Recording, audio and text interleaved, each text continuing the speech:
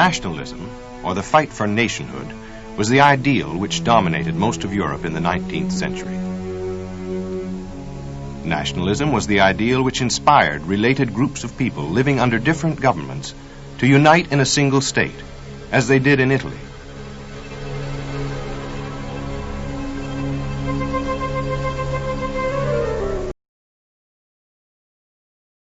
It was the ideal which inspired different groups living under one government to break away and form separate states, as the Balkan peoples did when they threw off the domination of the Turkish Empire.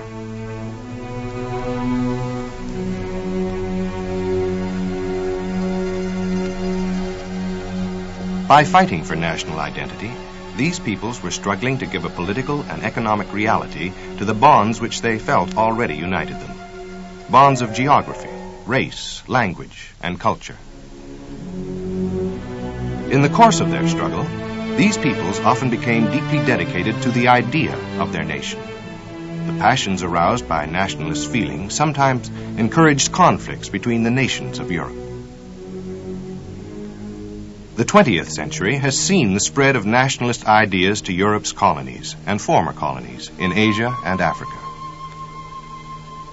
This map shows the new nations that have been created from former colonies in the 20th century.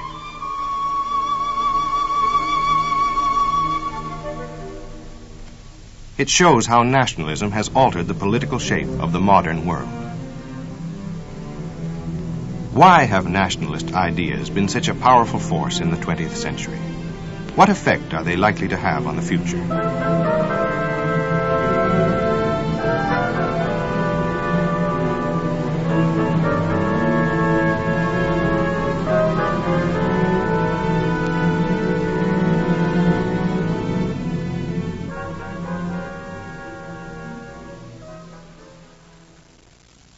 Let us look first at why Europe's colonies and possessions wanted to be free of foreign rule in the 20th century. Europeans first became interested in overseas possessions in the 15th and 16th centuries, mainly as a source for exotic goods such as tea and spices, to sell back home for large profits. As the Industrial Revolution gathered force in Europe in the 18th and 19th centuries, the imperial powers needed raw materials for their factories at home. They also needed markets for their manufactured products. This change was reflected by the 19th century English historian Lord Macaulay. Speaking of British imperialism in India, Macaulay warned his countrymen, "Not to keep 100 million men from being our customers, in order that they might continue to be our slaves." In order to organize their colonies to provide both raw materials and markets, the Europeans had to overturn the very basis of traditional society in the countries they had conquered. The basic unit of many colonial societies before the Europeans arrived had been the self-sufficient village, in which land was owned by the whole village community and farmed with primitive tools to provide food for the people who lived there. Under European rule, however, peasant holdings were often combined into large estates under the administration of a single landlord, in order more economically to produce raw materials and food crops for export. Whole areas of land were often given over to the intensive cultivation of one or two crops, such as cocoa in West Africa, rice and rubber in Vietnam, and cotton in India. The peasant could no longer feed his family with the crops that he grew himself, because he had to sell most of his produce to pay the taxes imposed by the colonial government. In many colonies, taxes were levied on essential items of everyday life, such as salt, oil, and sugar. Many peasants grew so poor under the new system that they became virtually slaves or serfs. Industrialization in the colonies might have improved the standard of living of the native peoples, but Europeans discouraged the growth of potentially competitive colonial industry. As long as the colonies remained primarily agricultural, they would continue to produce the raw materials needed for industry in the mother country. They would also remain ready markets for the manufactured goods produced in Europe and exported to the colonies. In areas where Europeans settled in large numbers, such as eastern and southern Africa, they took over the most fertile lands by force and drove the native inhabitants into overcrowded reserves where the soil was too poor to support them. Under such conditions, Africans were often forced to seek work in the mines and the towns at the lowest of wages, returning to their families in the village only when the Europeans no longer needed them.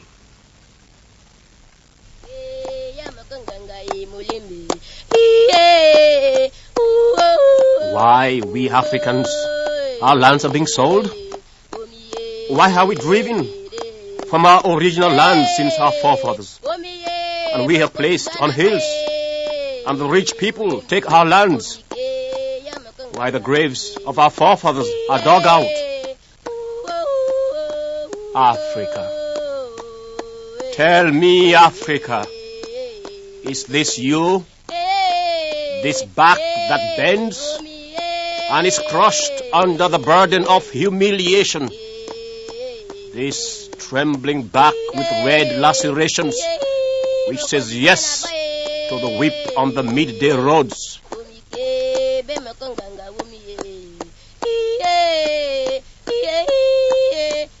The white people has made a wilderness and called it peace.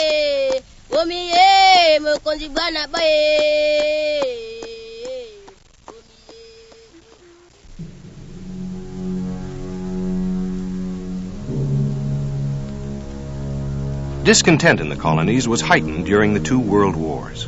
Taxes were raised to support the war in Europe, and thousands of Africans and Asians were conscripted into European armies.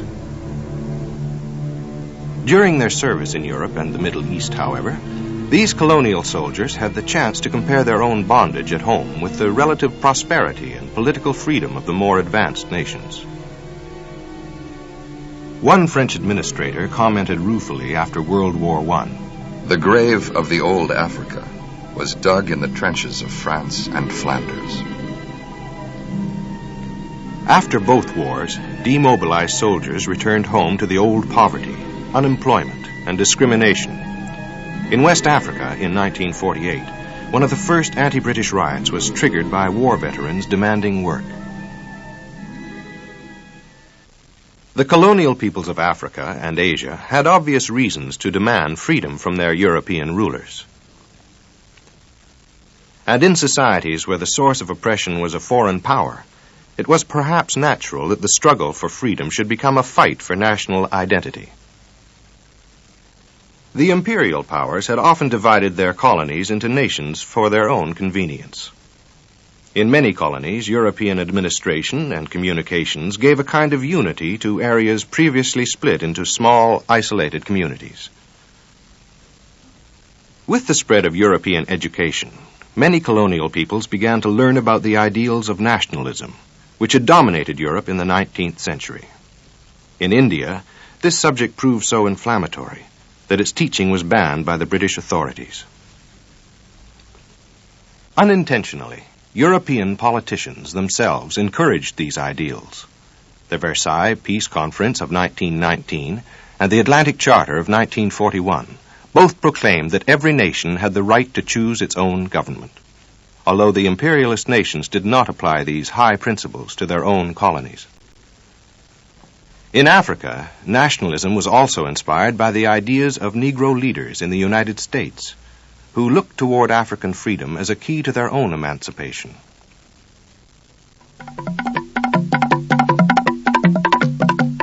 We give out a spirit that knows no compromise, a spirit that refuses to turn back, a spirit that says liberty or death. Let the world know that 400 million Negroes are prepared to die or leave us free men. You who bow, you who moan, you who die like that one day without knowing why, you who struggle, who sit up and watch so the other can rest, who no longer look with laughter in your eyes.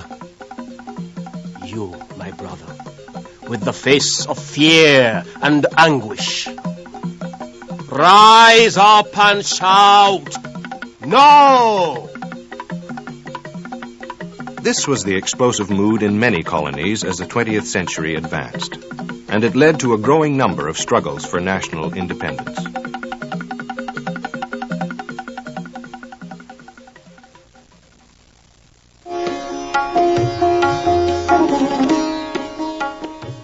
In India, national independence was won by constitutional means.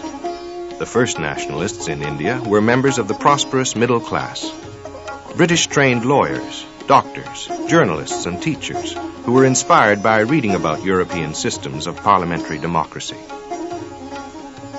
Such men formed the Indian National Congress, which held its first conference in Bombay in 1885. They were encouraged by several progressive British officials, including the Scottish civil servant Alan Hume. Hume described the Congress as a safety valve for the escape of great and growing forces. The question is not, is it premature, but is it too late? Will the country now accept it?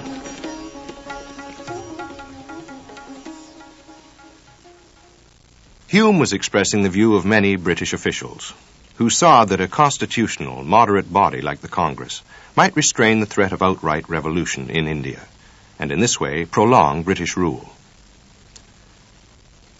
The Congress in the 1880s and 1890s was dominated by moderate leaders who never deviated from their loyalty to the British government.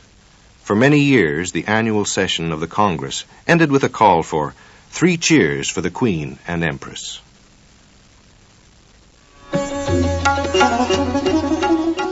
But there were many in the Congress who failed to join in the cheers. These militants hated every aspect of British culture and linked the nationalist movement with a revival of the Hindu religion.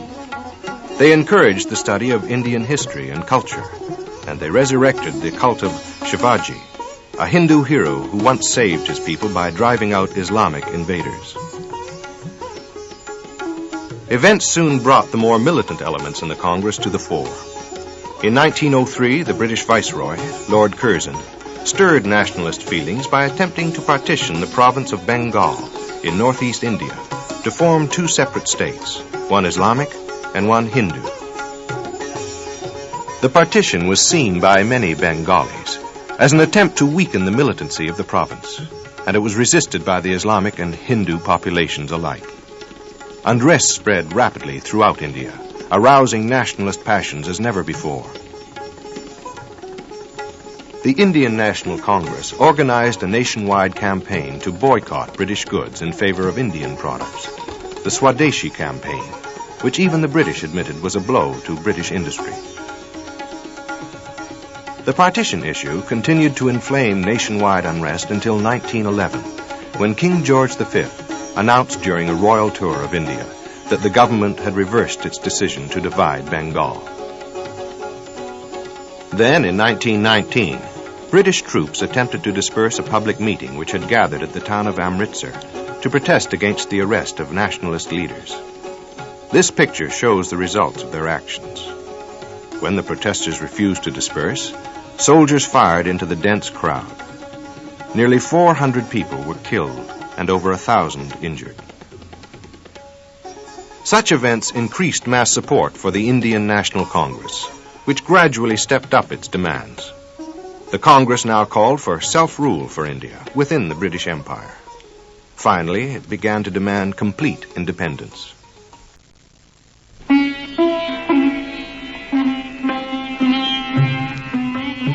At the same time, a leader emerged to head the independence struggle, Mohandas Karamchand Gandhi, often called Mahatma, or Great Soul, by his followers, because of his religious devotion. Gandhi was opposed to the growing westernization of Indian society and continually preached a return to traditional Hindu values and to an economy based on domestic crafts. He was always seen clad in a simple garment of hand-woven cloth. Non-violence, a traditional Hindu concept, and non-cooperation with the British were the methods that Gandhi advocated for the nationalist struggle. His aim was to convert the British by the force of ideas, not to defeat them. Compromise is in my very being. The basis of my fight is love for my opponent. Gandhi's greatest achievement was to involve the Indian masses, both men and women, in political activity. Under his leadership, for example, peasants refused to pay their taxes to the British. But they often went even further, turning on their landlords and on the police against Gandhi's urgings. When this happened, Gandhi was quick to withdraw his support, as he did after this massacre of a squad of Indian policemen.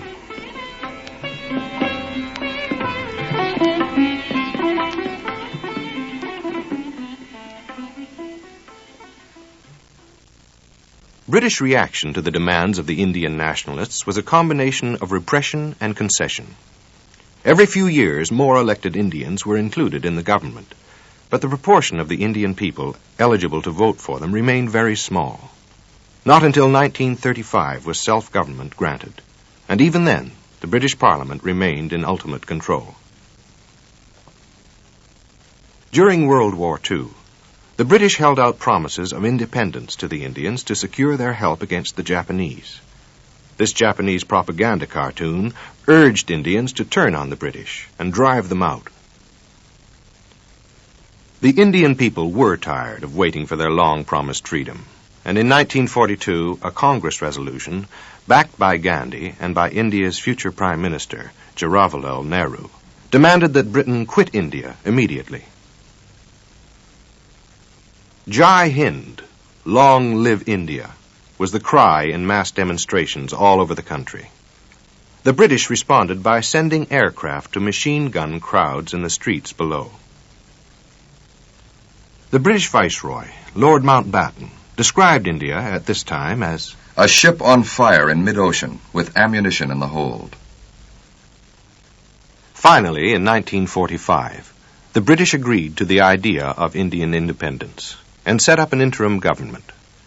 But religious differences between rival groups of Hindus and followers of Islam became a key problem in working out the details of independence.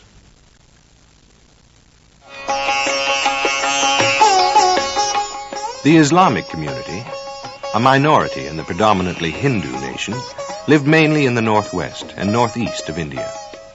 Islamic politics was dominated by the Muslim League under its president, Muhammad Ali Jinnah. As the prospect of independence grew nearer, Islamic leaders were afraid of losing their power, since a democratic election would mean a Hindu majority in the new Indian government.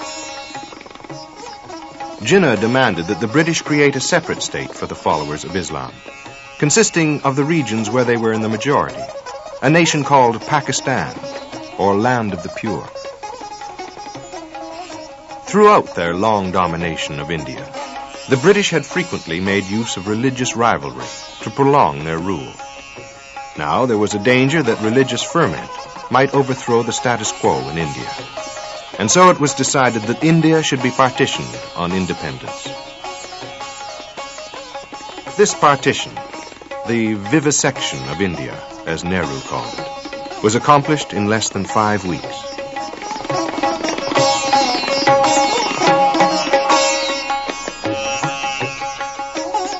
The two new nations were declared independent in August 1947. In the religious rioting that followed the partition, over 1 million people died.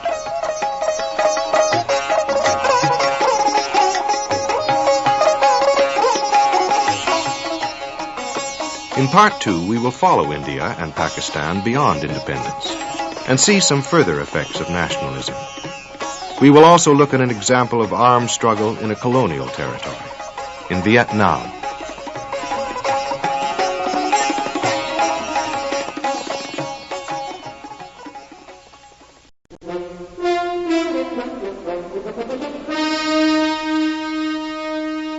For the former colonial territories of Africa and Asia, there have been 2 paths to national independence in the 20th century. In colonies such as India, An educated middle class, with the encouragement of the British, channeled the struggle for independence in a constitutional direction. In other colonies, however, nationalist demands were frustrated by a colonial government which refused to grant any but the most meager reforms. In such cases, nationalists frequently turned to communist ideology and the tactics of guerrilla warfare. We will see how this happened in Vietnam.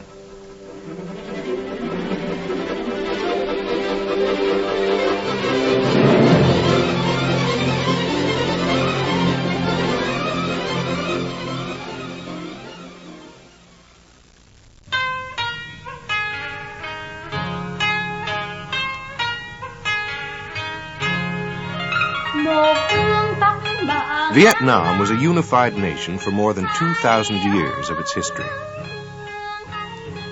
During 10 centuries of Chinese domination, which was successfully thrown off in the 10th century A.D., the Vietnamese people remained fiercely independent and refused to be absorbed into the Chinese Empire. For the next 8 centuries, between their liberation from the Chinese and the coming of the Europeans, the Vietnamese lived as both farmers and soldiers, as they fought to extend their territory south toward the rich rice lands of the Mekong River Delta. This area was also attractive to European traders, who tried to penetrate the country in search of personal wealth in the 17th and 18th centuries. This is a 17th century Italian map of Vietnam. In the mid-19th century, the French government sent troops to Vietnam to consolidate their trading claims in the face of competition from other European powers. Attacks on French Catholic missionaries were used as a pretext for military action. In 1883, the French divided the country into 3 separate French-administered states: Tonkin in the north, Annam in the central area, and Cochin China in the south.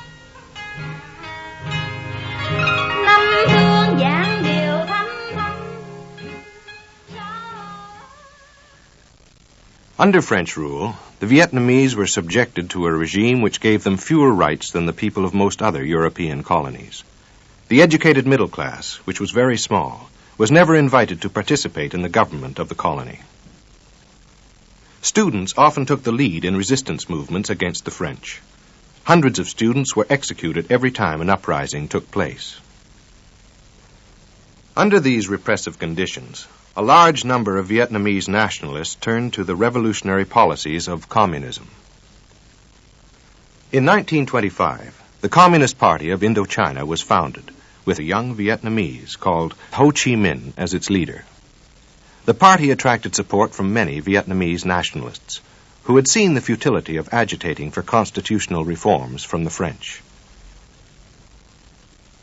The Communist Party demanded lower taxes, distribution of large estates among the landless peasants, higher wages, and the right to organize trade unions. A rebellion organized by the Communists in Annam succeeded for a short time in replacing the French with locally elected councils. But the revolt was eventually stamped out by the French, who executed 10,000 Communist supporters and imprisoned countless others in concentration camps.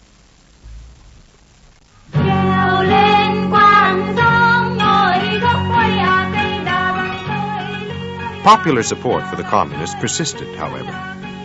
With the outbreak of World War II and the invasion of Vietnam by Japan, Ho Chi Minh and his followers were able to bring together nationalists of all political strains in a resistance group known as the Viet Minh, or League for the Independence of Vietnam.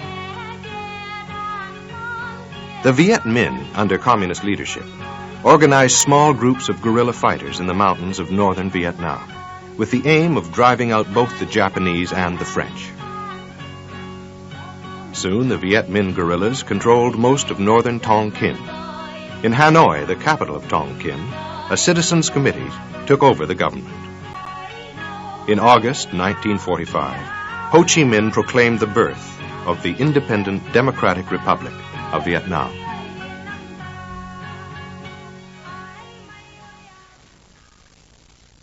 As World War II came to an end, however, Vietnam was quickly caught up in the Cold War rivalry between the Western powers and their wartime ally, the Soviet Union. the Western powers were determined that Vietnam should not be ruled by the communist-led Viet Minh. During the war, French officials in Vietnam, on the orders of the Vichy government in Paris, had collaborated with the Japanese invaders. As a result, the Allies had decided to place South Vietnam under the military jurisdiction of the British forces in Southeast Asia. When the war ended, the British moved into South Vietnam, supposedly to disarm the remaining Japanese forces. But the British were even more interested in making sure that the Viet Minh did not remain in control of the country. The British feared that a communist Vietnam would encourage nationalist and communist movements elsewhere in Asia, which could threaten British possessions. Britain and the other Allies hoped to prevent this by placing Vietnam back in the hands of the French. British commanders, instead of having the Japanese forces disarmed, ordered them to help the French regain control from the Viet Minh. In the north, the French regained control of Hanoi and other major cities, and drove Ho Chi Minh's short-lived government into hiding in the countryside. There, the nationalists reformed into guerrilla units that would harass the enemy, then disappear into the jungle or the mountains when the French tried to engage them in open battle. The French now attempted to counteract the popular appeal of the Viet Minh by setting up an anti-communist Vietnamese government in the south, under the Emperor Bao Dai, a pleasure-loving playboy more interested in nightclubs than in responsible government. Instead of drawing people away from the Viet Minh, the corruption of Bao Dai's government actually increased support for the communist guerrillas among the Vietnamese people.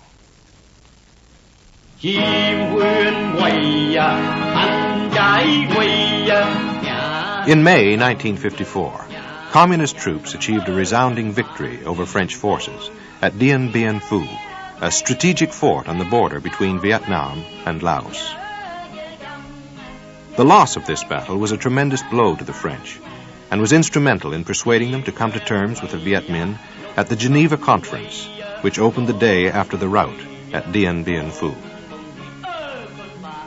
The Geneva Conference had been organized well before Dien Bien Phu by the United States, Great Britain, France, China, the Soviet Union, and the two rival governments of Vietnam. The conference was originally intended only as a general meeting on Indochina problems, but now it agreed to the following principles as a solution to the Vietnam conflict.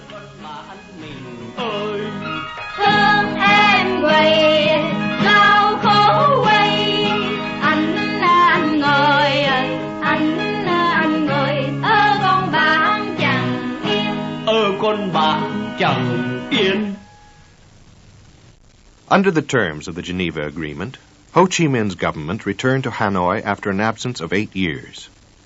The new government immediately nationalized all French industries and embarked on a rapid program of industrialization with aid from the Soviet Union and China. The Viet Minh government also took land away from individual peasants in a massive drive to establish more efficient collective farms in the countryside. These measures were resisted by some of the peasants, and several revolts against the government took place during this period. Conditions in the south, however, were worse. Land in areas which had been controlled by the Viet Minh was taken away from the peasants altogether and sold to the highest bidder. As a result, many peasants became bitter opponents of the South Vietnamese government. The anti-communist government in the south was headed by Ngo Dinh Diem, who divided the most influential government posts among his family and friends. The United States provided the main support for the anti-communist government in South Vietnam, supplying Diem with massive amounts of economic and military aid. In a speech made in 1953, President Eisenhower had outlined some of the reasons for America's interest in Vietnam. Now let us assume that we lost Indochina. The tin and tungsten that we so greatly value from that area would cease coming. So when the United States votes $400 million to help that war, we are voting for the cheapest way that we can to prevent the occurrence of something that would be of a most terrible significance to the United States of America. Eisenhower and other American statesmen also saw a wider threat. If communism was not halted in Vietnam, they maintained, then all the countries of Asia would fall under its influence, like a line of toppling dominoes. Even America's ally, Japan, might be threatened. According to the domino theory, the communists in Vietnam were not fighting for national independence. Instead, they were seen as representatives of an international communist bloc, headed by the Soviet Union and China, whose aim was to take over all of Southeast Asia. In 1956, Diem refused to hold the elections called for by the Geneva Agreement, on the grounds that the Viet Minh would sabotage free elections.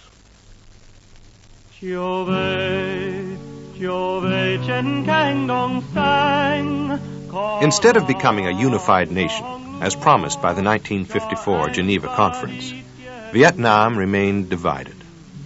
But nationalists and communists in both the North and the South were determined to fight for the unification of their country. By the early 1960s, communist supporters in South Vietnam, now organized under the banner of the NLF, or National Liberation Front, controlled most of the countryside. Military aid from the United States to the government of South Vietnam was gradually stepped up. President Kennedy ordered the commitment of American troops in 1962, and President Johnson began the systematic bombing of North Vietnam in 1965. The communists responded with renewed onslaughts on cities and installations in South Vietnam, such as the Tet Offensive of 1968 and the Spring Campaign of 1972, resulting in heavy American casualties. In fighting for their national independence over the years since World War II, the Vietnamese people have lived through a terrible era of warfare and destruction. Much of the country, both north and south, has been devastated by bombing and chemical defoliation. More than 2 million Vietnamese have been killed.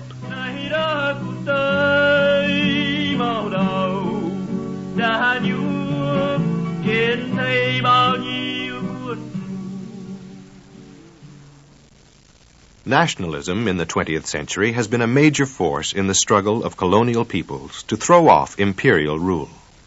But peace, prosperity, and freedom have not automatically accompanied national independence.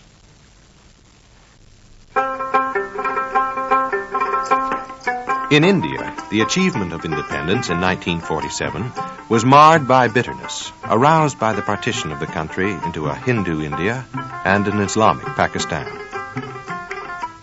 Pakistan consisted of 2 sections, separated by 1,000 miles of Indian territory.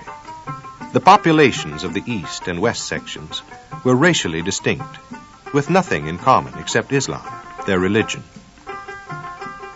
East Pakistan had been formed by partitioning the Indian province of Bengal.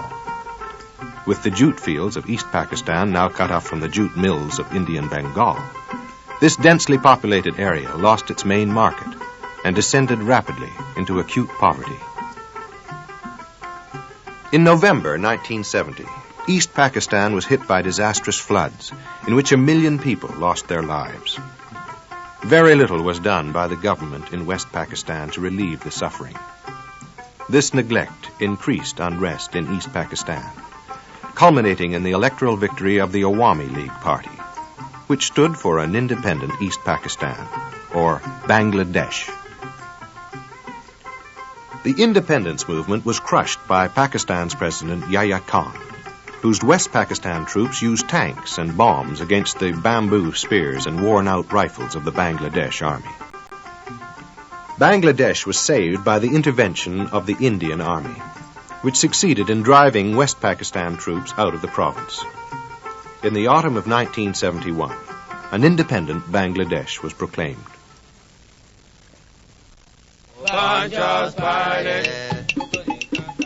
Nigeria, at the time of its independence in 1960, was, according to one African politician, a mere geographical expression.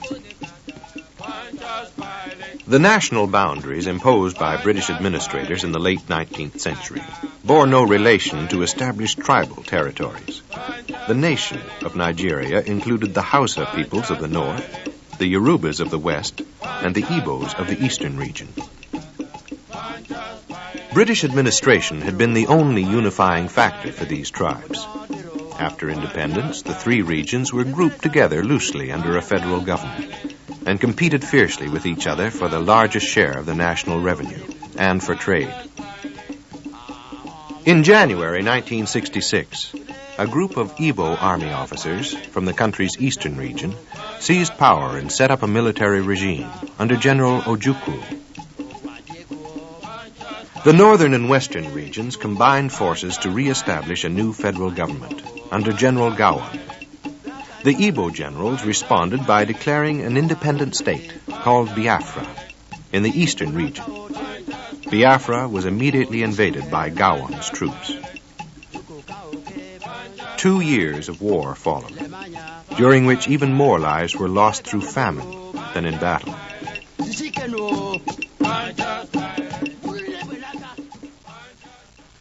Struggles between different groups within new nations, such as those in India and Nigeria, are only one of the problems inherited from the heyday of imperialism.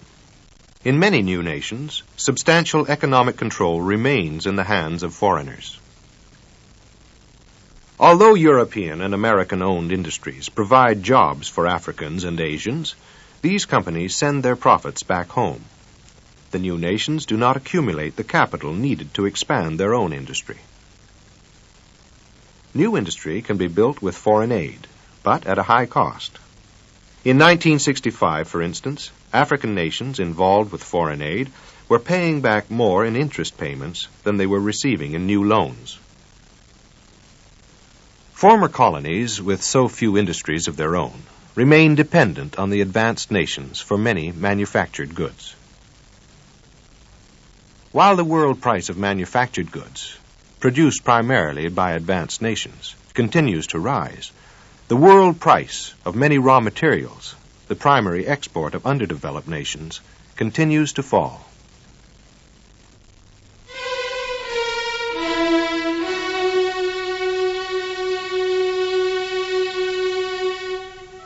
In third world nations such as Ghana, India, Nigeria, and others, nationalism is still an important and explosive political issue. In the more advanced nations, however, where national interests are often superseded by larger international groupings, nationalism has begun to seem outmoded.